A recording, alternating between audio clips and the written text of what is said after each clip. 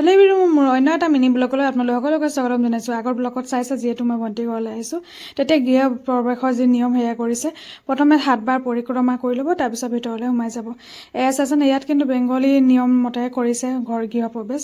আমাৰ এনে বামুণ লগাই কৰা সেইখিনি বেলেগ, কিন্তু এইজনো পুৰোহিতে হয়, পণ্ডিতে হয়। তাৰপিছত মই বনাই আছোঁ পায়স। চাইছেনে, এয়া একদম ভাগৰত কেনেকুৱা লাগিছে, কিন্তু পায়স বনাই দিছোঁ যিহেতু আলহী অতিথি আহিবলৈ আৰম্ভ কৰিছে প্ৰসাদত দিবৰ কাৰণে। আৰু এইফালে আমাৰ পূজা ভাগো আৰম্ভ হৈ গ'ল। আৰু সকলোৱে পৰিয়ালবৰ্গ আহিছে, সকলো বহিছে, বহুত ভাল লাগিছে। আজি প্ৰথমবাৰ কিছুমানক লগ পাইছোঁ।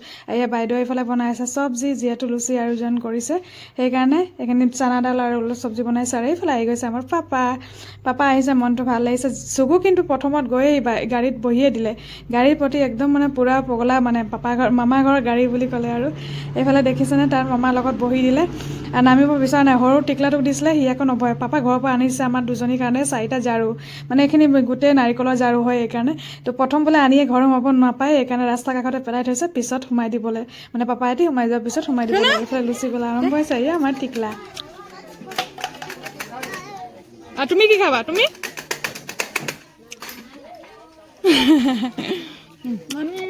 Tasty tasty.